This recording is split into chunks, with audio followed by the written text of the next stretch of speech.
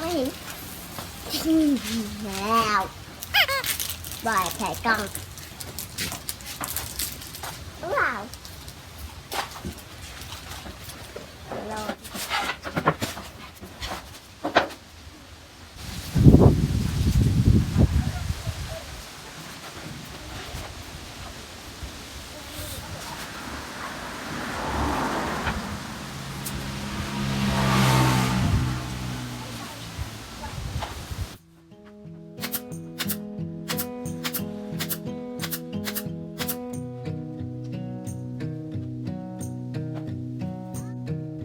ม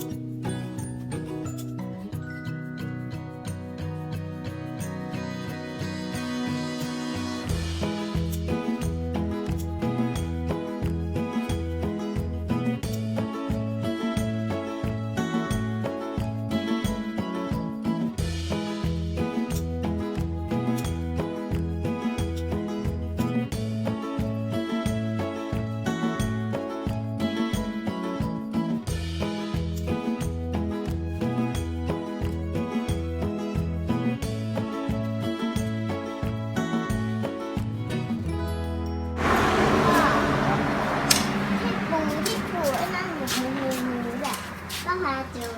ไหนดูตรงไหนตัวปู่ไม่เห็นเห็นแต่ป้าพาตรงหญ้าเนี่ยเหรอตรงที่ตัดไม้เนี่ยเหรอแล้วข้ามมันยังข้ามแค่ยังแล้วมันไปไหนไม่รู้แม่ไปไหน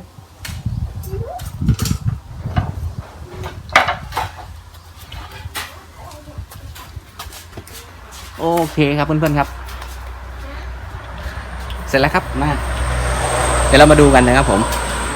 โอ้โหเสียงกลางตัวนี้นะครับ15 นิ้วนะครับ2+2สวยงามจริงๆครับโอ้โหสวยนี่ครับดูรอบข้างเนี่ยครับรอบข้างนะครับผมด้านหลังก็ใส่สเปคคอนนะครับอินเอานี่เรียบร้อยเดี๋ยวเราก็ขัดเจียร์นะครับโป๊แล้วก็ใส่ขอบเหล็กนะครับแล้วก็พ่นสีระเบิดนะครับผมสำหรับคลิปนี้ก็ผ่านพ้นไปนะครับตู้เสียงกลางนะครับ15 นิ้วที่ผมรู้สึกว่ามันไซส์เล็กสุดแล้วนะครับตอนนี้ไซส์เล็กแล้วเสียงพุ่งนะครับตัวนี้ครับรับประกันเลยครับ